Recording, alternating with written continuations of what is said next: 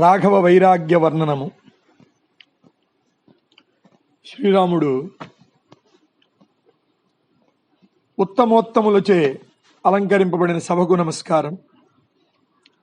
ఇక్కడ వేంచేసి ఉన్న విశ్వామిత్రాది మహర్షుల దర్శన భాగ్యం, సేవా భాగ్యం అనేక జన్మల సుకృతం చేతనే లభిస్తాయి. హే విశ్వామిత్ర మహర్షి, నా మనసులో ఉన్న భావాలన్నీ మీరు ఆజ్ఞాపించినట్లే చెబుతాను. నా ఈ వాక్యములలో దోషమేమైనా ఉంటే క్షమించండి. సత్పురుషులకు మనోగతమైనదంతా తెలియజేయటం శుభప్రదమే అవుతుంది కదా. నేను 16 సంవత్సరాల క్రితం ఈ దశరథ మహారాజు ఇంట్లో జన్మించాను. క్రమక్రమంగా వృద్ధి చెందుతూ విద్యాభ్యాసం పూర్తి చేశాను. కొంతకాలం క్రితం తీర్థయాత్రలకు వెళ్ళి వచ్చాను. వచ్చినప్పటి నుండి నా మనస్సులో ఒకానొక విచారణ ఉత్పన్నమైనది. ఆ విచారణ యొక్క స్వరూపం ఏమిటో చెబుతాను, వినండి.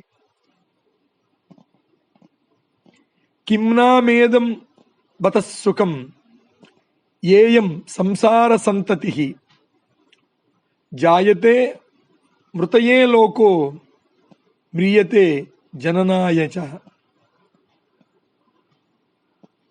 ఈ సంసార వ్యవహారంలో సుఖమంటూ ఏదైనా ఉన్నదా? ఇక్కడ ప్రాణి చావటానికే పుట్టుచున్నాడు, పుట్టడానికే చచ్చుచున్నాడు. ఇంతకన్నా ఇక్కడ చెప్పుకోదగ్గ విశేషమేమున్నది? కొందరు అలా ఎందుకు అనుకోవాలి?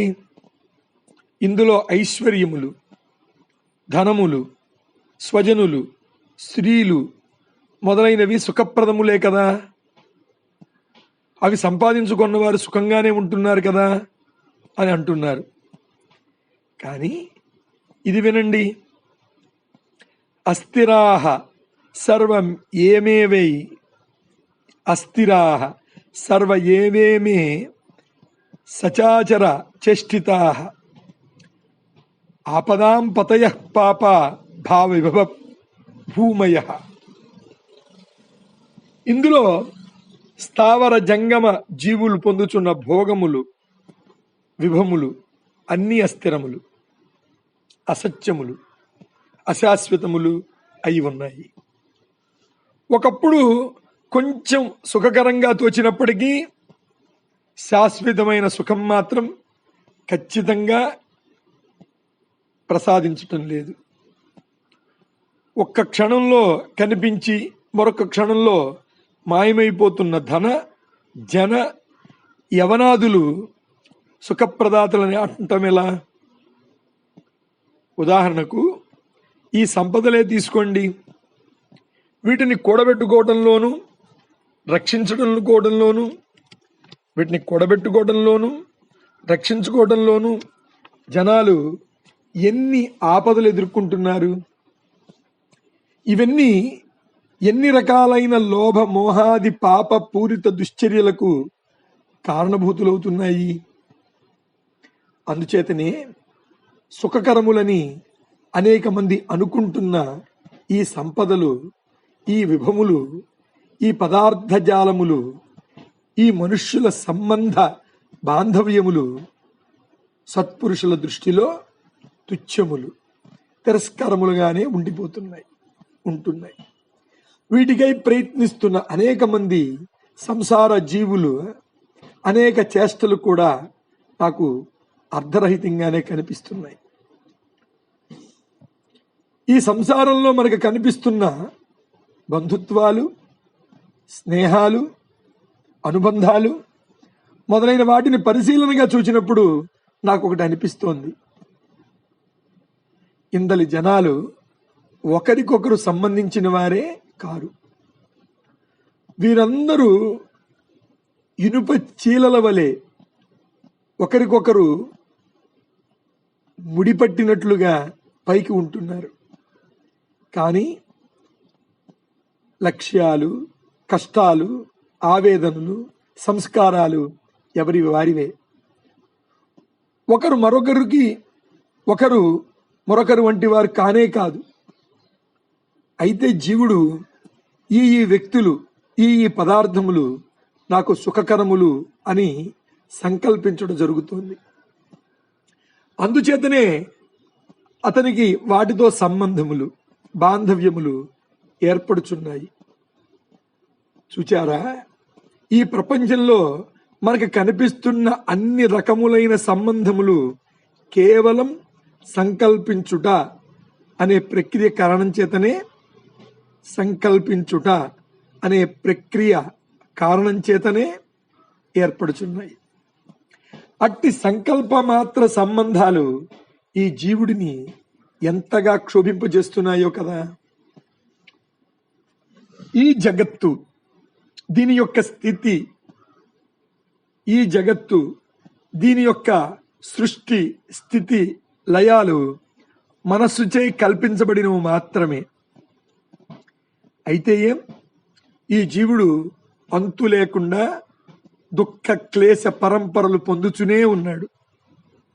మనస్సే అన్నిటికీ కారణం. కానీ పరికించి చూస్తే ఈ మనస్సు అనున్నది ఎక్కడున్నది, దేనిచే తయారు చేయబడింది? మననము చేయుట అను దానికి వేరుగా ఈ మనస్సుకు అస్తిత్వమే లేదు. అస్తిత్వం లేని వస్తువు కారణంగా జీవులమగు మేము బద్ధులమవుతున్నాం. ఎంతటి దురదృష్టం! మూఢ మృగములు అల్లంత దూరంలో మృగదృష్టిని చూచి అందలి జలం మా దాహం తీరుస్తుంది అని అనుకుని ఎంతో శ్రమకు ఓర్చుకుని పరుగులెత్తుతాయి. చూచారా, మూఢబద్ధులకు మేము కూడా అసత్తే అయినట్టి ప్రాపంచిక సుఖములచే ఆకర్షింపబడి పరుగులు తీస్తున్నాం. ఈ విషయ సుఖములు చివరకు మా పట్ల దౌర్బల్య రూపములే అవుతున్నాయి. అజ్ఞానం చేతనే వాటి యందు సుఖభ్రాంతి పొందటం జరుగుతోంది. కానీ పొందుచున్నది మాత్రం సంకటములు మాత్రమే. అంతా మాయా అని తెలిసి కూడా ఈ విషయ సుఖములకు మేము అమ్ముడుపోతున్నాం. అరణ్యంలో ఒక లోతైన గోతిలో పడిపోయిన కొన్ని లేళ్లు అక్కడ ఆకుల్ని భక్షిస్తూ కాలం గడుపుతాయి. కొంతసేపటికి అవి అయ్యో మేము ఈ గోతిలో చిక్కుకున్నామే అని తెలుసుకుని దుఃఖిస్తాయి. మేము కూడా మోహవశం చేత ఇంద్రియముల ప్రియాప్రియములు అనే గోతిలో పడి అనేక వాంఛలచే కట్టుబడి ఉన్నాం. ఎంతో కాలానికి కానీ అయ్యో ఇక్కడ ఈ అజ్ఞానంలో చిక్కుకున్నాం కదా అనే విషయం తెలుసుకోలేకపోతున్నాం. ఇప్పుడు చెప్పండి, ఈ రాజ్యాదులతో నాకేమి పని? ఈ భోగపాశాలలో నేను ఎందుకు చిక్కుకోవాలి? అసలు నేనెవరిని? ఈ దృశ్య ప్రపంచమంతా నాకెక్కడి నుండి దాపురించింది? నేను ఇక్కడికి ఎందుకు వచ్చాను? నా వాస్తవ స్వరూపం ఏమిటి? ఈ శరీరాదులు నాకెక్కడి నుండి ఎందుకు ప్రాప్తించాయి? ఈ ప్రశ్నలన్నీ వదిలి నన్ను రాజ్యభోగాలు అనే బురదలో చిక్కుకోమంటారా?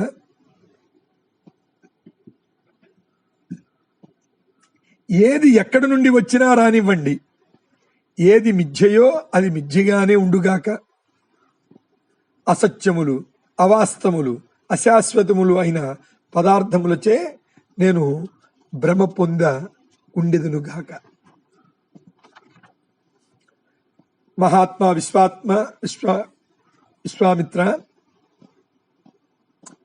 విశ్వామిత్ర ఈ విధంగా అనేక కోణముల నుండి విమర్శన చేస్తూ అంతా పరిశీలించాను.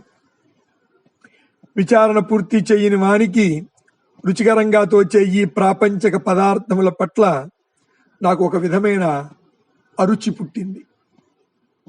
ఒక బాటసారి తొందర పని మీద దూరంగా ఉన్న గ్రామానికి త్వరగా నడిచి వెళ్తున్నాడు అనుకోండి. అప్పుడు బాట పక్కన గల శ్మశాన భూములు తుచ్చములుగానే కనబడతాయి కదా. నాకు కూడా ఈ సంసార విషయాలు పరిశీలించాలని ఏమాత్రం అనిపించడం లేదు. ఏది ఎట్లా ఉన్నా నాకు మాత్రం నిర్దిష్టమైన శాశ్వతమైన సుఖశాంతులు లభించగే ఉన్నాయి. స్వామి, సంసార జీవులమైన మేము అనేక సార్లు పుడుతున్నాం, చస్తున్నాం. జరామరణములు, సంతోష విషాదములు, సుఖ దుఃఖాలు, ఆవేశ నీరసాలు వస్తున్నాయి, పోతున్నాయి. ఈ సంసారం కల్పిస్తున్న దుఃఖాలను మేము తొలగించుకోలేకపోతున్నాం.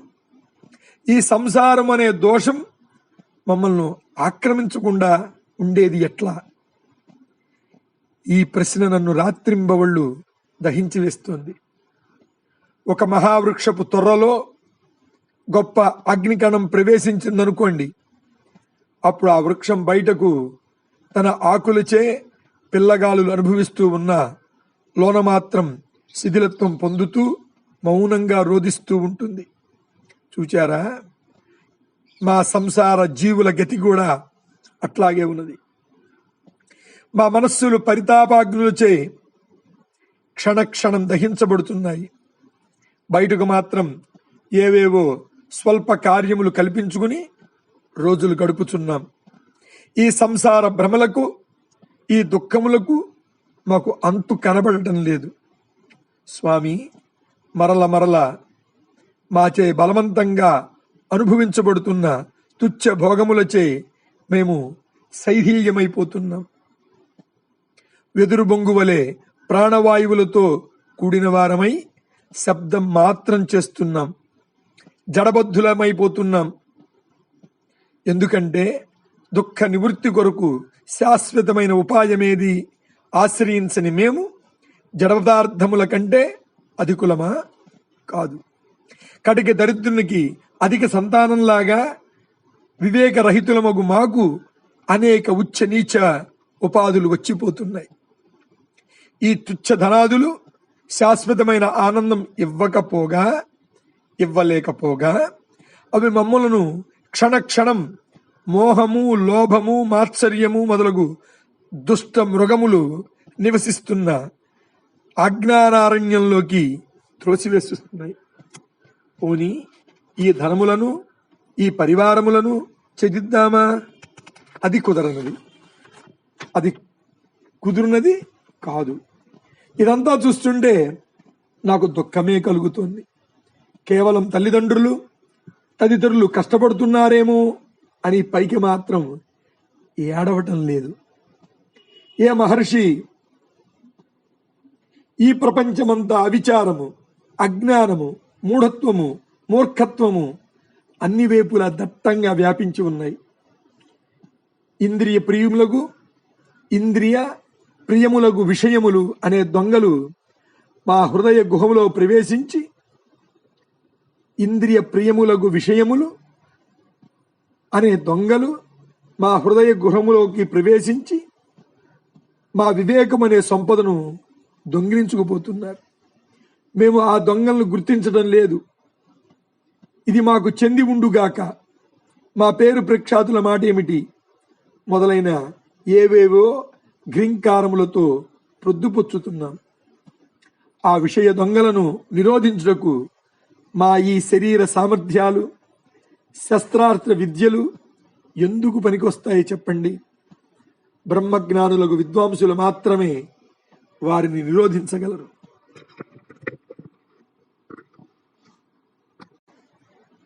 ధన వ్యవహారం. ఓ మునిశ్రేష్ఠ, మేమంతా ఈ ధనం అనున్నది సంసారంలో చాలా సారభూతమైన విషయమని భావిస్తున్నాం. అట్టి భావన మూఢత్వం చేతనే మా వద్దకు చేరుతోంది. దీనివల్ల నిజమైన సుఖము గాని, శాంతి గాని కలుగుతోందా? లేదు. ఒకడు ఎంతో ప్రయాసతో నేను ముందు సుఖపడదునుగాక అని భావించి తన శక్తియుక్తులను, తెలివితేటలను, కాలమును వినియోగించి అట్టి ప్రయత్నమునందే నిమగ్నముడవుతున్నాడు. అనేక రోజులు గడిచిపోతున్నాయి. అట్టి ప్రయత్నములో కొన్ని సఫలం, మరికొన్ని విఫలమవుతున్నాయి. అయితే ఓ పక్క విలువైన జీవితకాలం వృధా ఒకటలేదా? జీవుల, కీటకముల జన్మలన్నీ ఆహార, నిద్ర, మైథునాలతో గడిచిపోతున్నాయి. మానవ జన్మ కూడా అంత మాత్రమేనా?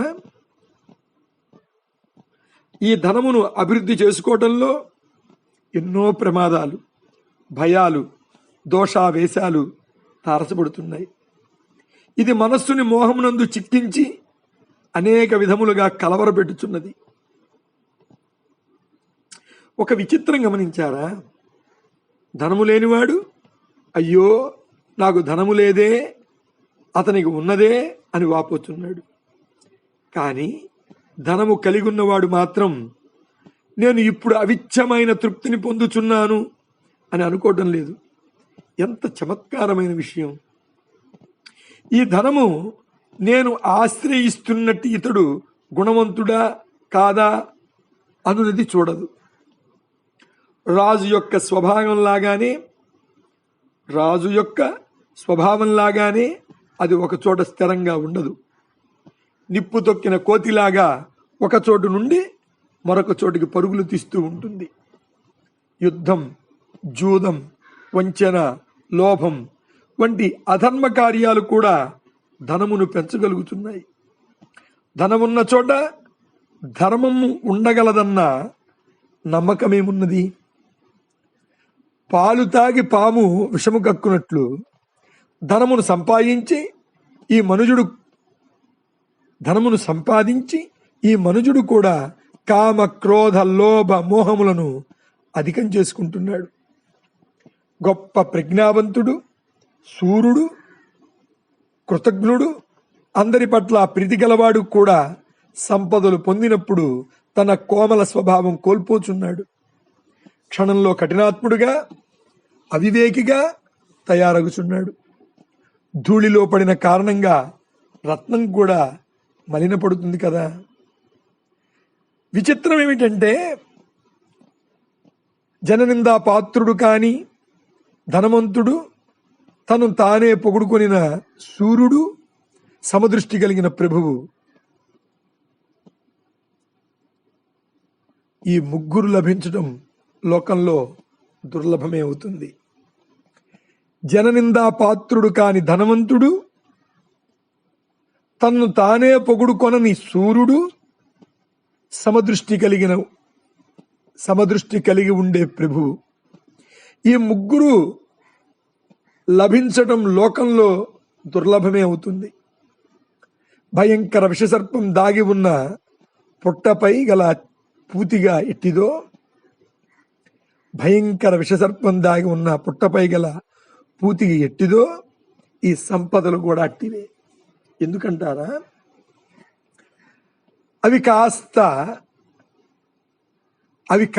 అవి ఉన్న కాస్త వివేకాన్ని ఊడ్చిపెడుతున్నాయి. కుసంస్కారం, ఉద్వేగమును, దురభ్యాసములను తెచ్చిపెడుతున్నాయి. సత్యదృష్టిని మరిచేటట్లు చేస్తున్నాయి. వీటి పటాటోపం ఎంతగా జీవుణ్ణి ఆకర్షిస్తోందో. ధనమొక్కడే లక్ష్యముగా కలవారు నీచులతో, దుర్మార్గులతో, లోభులతో స్నేహం చేయవలసి వస్తోంది. గుణవంతులు దూరంగా ఉండిపోతారు. ఇక వీటి యొక్క అంతిమ ఫలితం గమనిస్తే అది అతి చంచలంగానే ఉంటుంది. ఎవరి కోసం ఇంతగా శ్రమించి ఈ జీవుడు ధనాదులను సంపాదించాడో వారే అతన్ని ద్వేషిస్తున్నారు, తిరస్కరిస్తున్నారు. అంతా సంపాదించి లెక్కించి చూచుకుంటూ ఉండగా మరొక వైపు ఈ శరీరమే శిథిలమవుతుంది.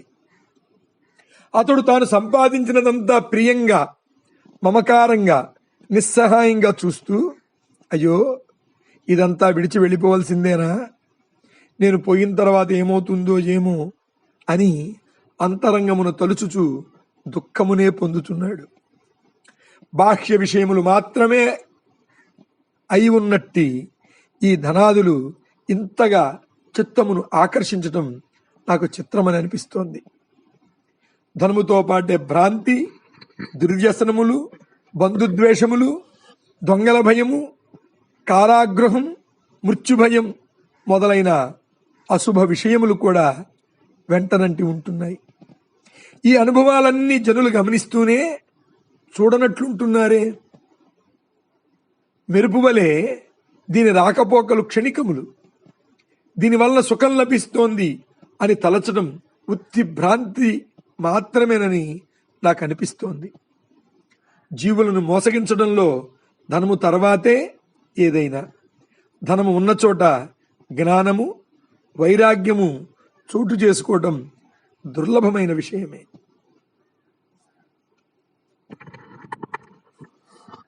జీవితం, ఆయుష్. మహాత్మా, ఈ ఆయుష్ను చూశారా స్వామి? ఇది చిగురాకు కొనయందు జలబిందువులాగా చంచలమై ఉన్నది. చిల్లి కుండలోని జలంలాగా నశించుటయే దీని స్వభావం. ఈ శరీరం ఉన్నట్లుండి ఏ క్షణంలోనో అకాలంగా రోగాల పాలవుతుంది. ఒక నియమము అంటూ లేకుండా ఏ క్షణంలోనో నేల కూరుతుంది. మునీశ్వర, ఇంద్రియ విషయములు అనే సర్పములకు ఆలవాలమైన చిత్తము గల వారికి ఆయుష్ శ్రమనే కలిగిస్తోందని నాకు అనిపిస్తోంది. ఆత్మజ్ఞానం పొందిన వారికి మాత్రమే అది ప్రయోజనకరం. ఎందుకంటారా? ఒకవైపు ఇంద్రియ శక్తులను ఇంద్రియ విషయములే బలహీనపరుస్తుంటే బ్రతుకు త్వరగా అయాసకరం అవటంలో ఆశ్చర్యం ఉంది. ఒకవైపు ఇంద్రియ శక్తులను ఇంద్రియ విషయములే బలహీనపరుస్తుంటే బ్రతుకు త్వరగా ఆయాసకరం అవటంలో ఆశ్చర్యమేమున్నది? మేము ఇంద్రియ దృష్టిని మాత్రమే కలిగి ఉంటున్నాం. అందుకే మా ఆయుష్ నిష్ప్రయోజనమవుతోంది. ఈ జగత్తులో కొందరు స్వస్వరూపముగు ఆత్మ గురించి ఎరుగుచున్నవారై అట్టి ఆత్మపదమునందు ఆత్మపదమునందు విశ్రమించుచున్నారు. అందుచేత లాభములందు సమబుద్ధి కలిగి ఉంటున్నారు. అట్టి వారి పట్ల మాత్రమే ఈ ఆయుష్ సౌఖ్యప్రదమవుతుంది.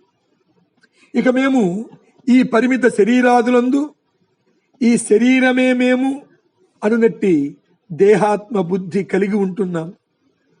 అందుచేతనే కాబోలు అనేక చింతలు మమ్మల్ని హింసిస్తున్నాయి. అయినా ఈ ఆయుష్ని నమ్మి ఉండటం ఎట్లా చెప్పండి? ఏ క్షణంలో ఏదైనా కావచ్చును. వాయువు యొక్క ప్రసరణమును అలలను నిరోధించవచ్చునేమో కానీ నీటి బుడగ వంటి ఆయుష్ని నిలపగలమని నమ్మి ఉండటం ఉచితమేనా? ఇది అతి చంచలమైనది కదా. అందుకే జ్ఞానులు దీన్ని తరంగము వలె, చమురు లేని దీపం వలె త్వరగా నశించిపోయే దానిలాగానే చూస్తారు. కొందరు జనులు, అయ్యో మేము భగవంతుని గురించి ముసలితనంలో చూసుకుంటాం. అయ్యా, మేము భగవంతుని గురించి ముసలితనంలో చూసుకుంటాం, ఇప్పుడు తొందర ఏమొచ్చింది అంటూ ఉంటారు. వారికి ఆయుష్పై ఎంత నమ్మకం? అట్లు వారు నమ్మి మోసపోవటం లేదా? తండ్రి మహర్షి, మన పెద్దలు అశ్వతరి అనే మృగం గురించి చెబుతూ ఉంటారు. మన పెద్దలు అశ్వతరి అనే మృగం గురించి చెబుతూ ఉంటారు. అది ప్రసవించగానే మరణిస్తుంది. అయినప్పటికీ గర్భహేతువైనట్టి సంగమమును అది కోరుకుంటూనే ఉంటుంది. అట్లాగే లోకులు కూడా మాకు ఎంతో ఆయుష్ ఉండుగాక అని కోరుకుంటున్నారు. కానీ మూఢత్వం ఆశ్రయించి చిత్త ప్రశాంతతను కోల్పోయిన తర్వాత దీర్ఘాయుషు ఉండి మాత్రం ప్రయోజనమేమున్నది? జీవించి ఉన్నందుకు ప్రయోజనంగా సర్వవిధ దుఃఖరహితమగు పరమానంద రూపమైనట్టి బ్రహ్మ వస్తువుని సాధించాలి. అఖండానందము పరమశాంతి నిలయము అయిన ఆత్మను పొందినప్పుడే జీవితం సార్థకమవుతుంది. తరువోపి జీవంతి మృగపక్షిణః స జీవతి మనోయస్య మననేన నజీవతి. వృక్షాలు, మృగాలు, పక్షులు కూడా జీవిస్తున్నాయి. కానీ ఏం లాభం? ఎవనికైతే ఈ దృశ్య సంకల్పం యొక్క మననము క్షీణిస్తుందో అట్టి మనసు కలవాడే వాస్తవమైన జీవితమును అనుభవిస్తాడని నా అభిప్రాయం. ఈ జీవితం పట్ల, ఈ కనబడే దృశ్య వ్యవహారముల పట్ల సరైన అవగాహన కలిగి ఉండాలి. సత్యదృష్టిని అవలంబించి వాసనను త్యజించాలి. తత్వబోధ పొంది ధన్యులు కావాలి. అట్టివారి విషయంలో మాత్రమే ఆయుష్ ధన్యత చెందుతుంది. ఇక తక్కిన వారి విషయం ఏం చెప్పమంటారు? వారు ముసలి గాడిద వలె ధన దార శాస్త్రాది విషయములను మూలుగుతూ మోస్తున్నారు. కనుక జ్ఞానం సంపాదించుకోవాలి అని అనుకునేవారు ముందు కామాదులను జయించాలి. పెద్ద బరువు మోసేవాడు ఆ బరువును దింపుకుంటేనే సుఖిస్తాడు కదా. చిత్తశాంతి లేని వారికి ఆ చిత్తమే పెనుభారం అవుతుంది. ఆ చిత్తం అనుక్షణం అనేక సంకల్పమును ఆహ్వానించి కలత చెందుతుంది. అయితే కొందరు మాత్రం ఇది ఆత్మ, ఇది అనాత్మ అని ఎరిగిన వారై శరీరాభిమానాన్ని త్యజించి వేస్తున్నారు. ఈ శరీరమును కూడా ఇతర దృశ్య పదార్థముల వలె ఒకానొక బాహ్యమైన వస్తువులా చూస్తున్నారు. వారి బుద్ధి నిర్మలం కాగా మనస్సుకు స్వస్థత చేకూరుతోంది. మనోస్వస్థత లేని చోట అందమైన రూపం, శరీర పుష్టి, లౌకికమైన తెలివితేటలు, దీర్ఘాయుష్షు, శాస్త్రజ్ఞానం, సంకల్ప సామర్థ్యం, గొప్ప జ్ఞానశక్తి ఇవన్నీ నిష్ప్రయోజనమే అవుతున్నాయి. పెనుభారముగా పరిణమించి అనేక దుఃఖములు ప్రోగు చేసి పెడుతున్నాయి. అయితే మేము యవ్వన గర్వాతిరేకం చేత ఇదంతా గుర్తించలేకపోతున్నాం. ఏవైతే చూచుకుని మేము ఇంతటి వారము కదా అని అనుకుంటున్నామో అవన్నీ మా వెంట ఉంటున్నాయా? లేదు.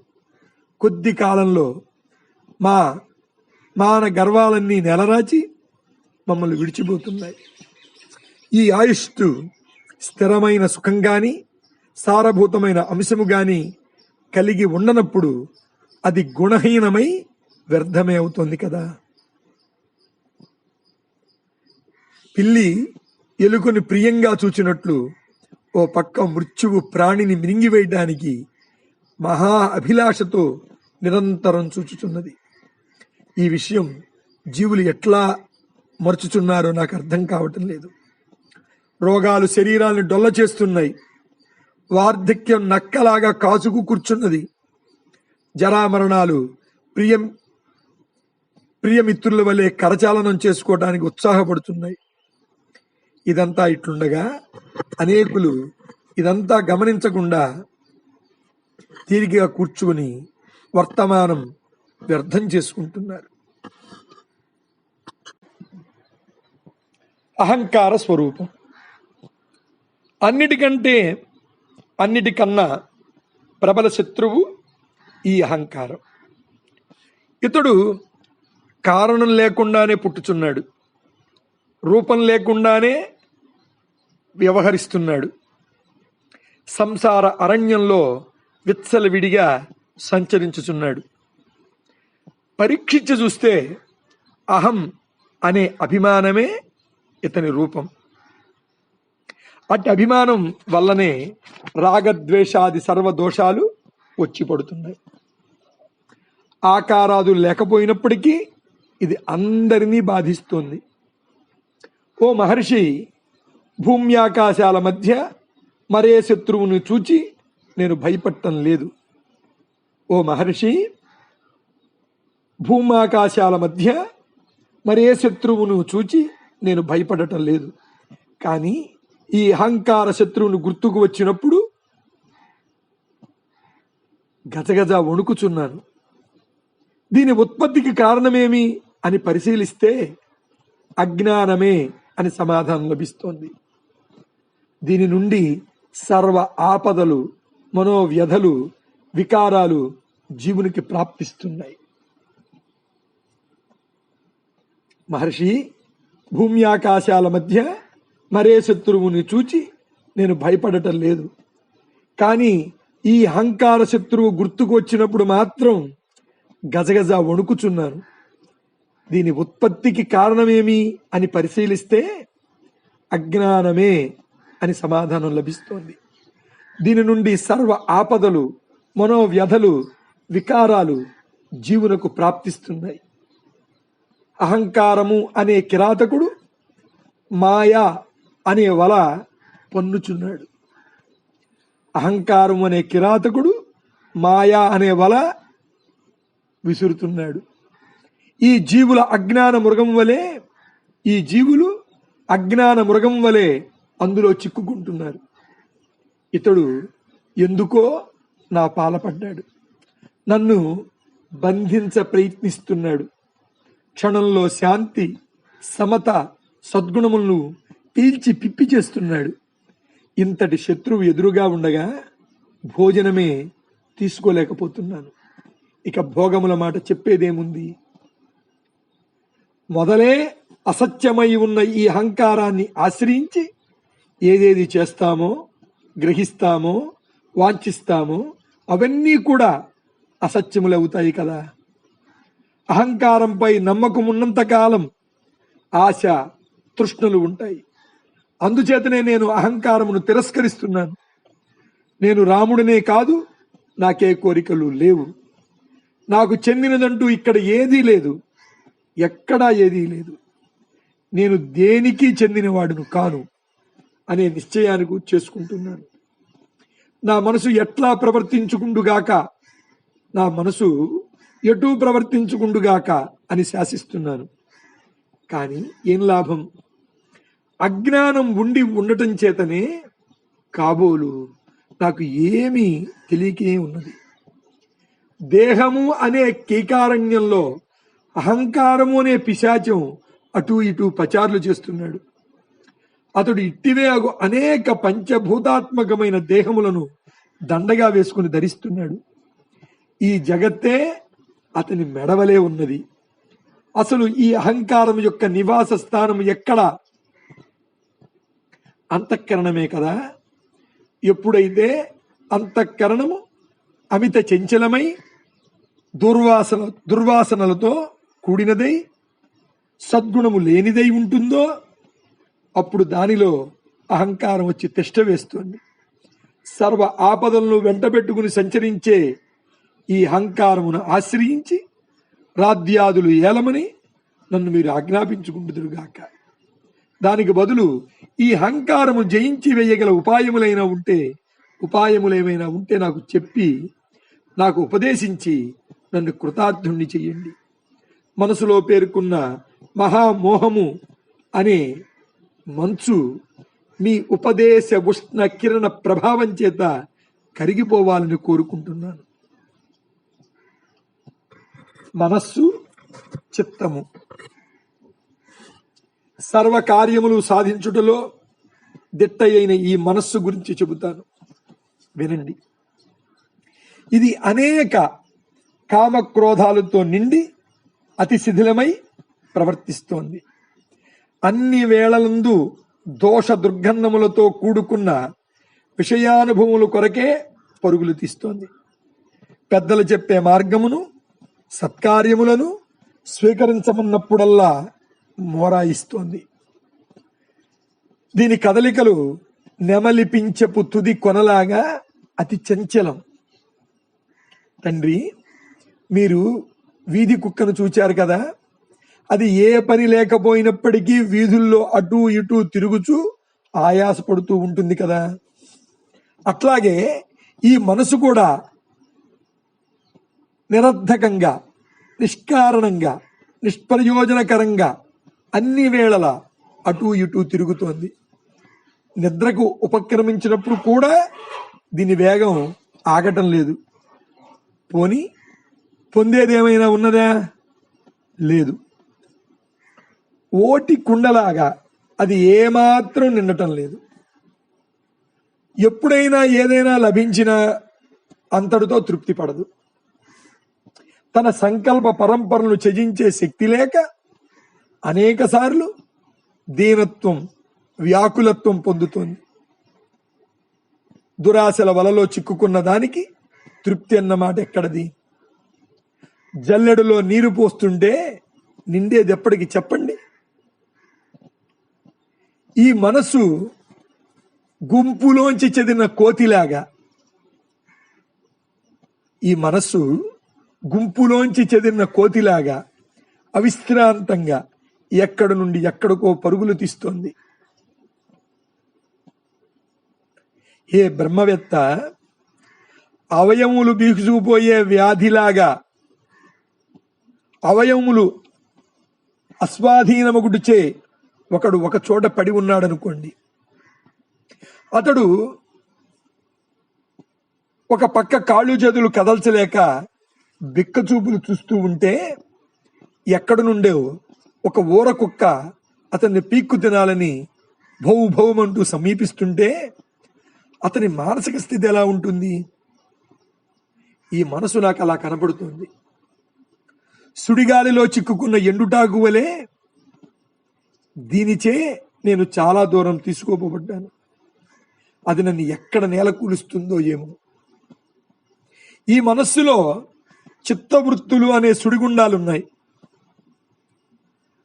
క్రూరత్వము, పరవంచన, దురభ్యాసము మొదలైనవి ఇందులో యథేచ్ఛగా సంచరిస్తున్నాయి.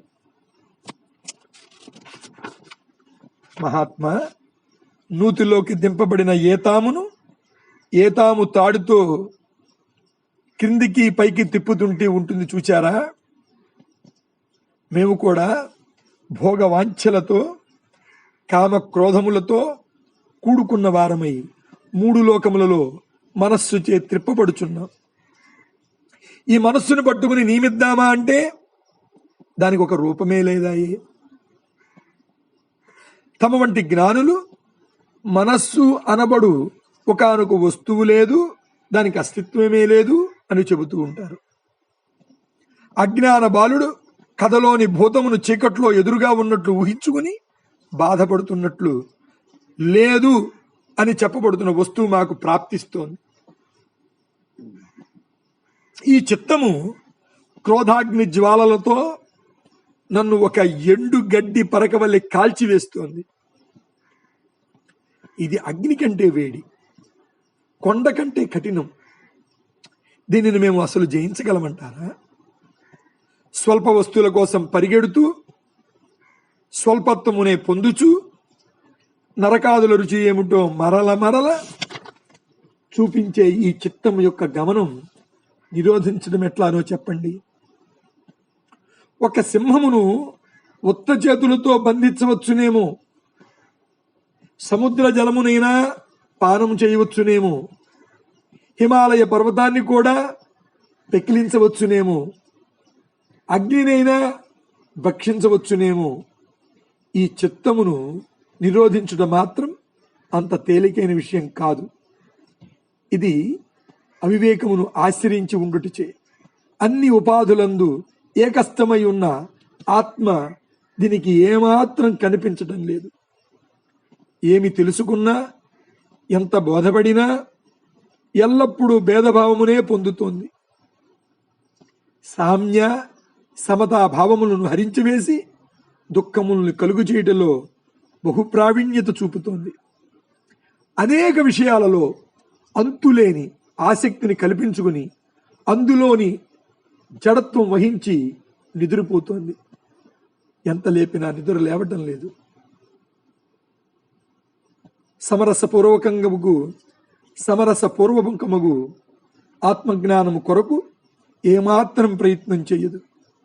ఇప్పుడు నేను ఏమి చేయాలో నాకు అర్థం అవట్లేదు. ఈ మనస్సే అన్నిటికీ కారణం. అది క్షీణిస్తే లోకాలు క్షీణిస్తాయి, విజృంభిస్తే లోకాలు కూడా విజృంభిస్తాయి. కొండపై అడవులు పెరుగుతున్నట్లు సర్వ సుఖ దుఃఖాలు ఈ మనస్సు నుండే బయలుదేరుచున్నాయి. ఆచార్యులు ఎంత బోధించినా ఇది తన జాడ్యమును త్యజించడం లేదు.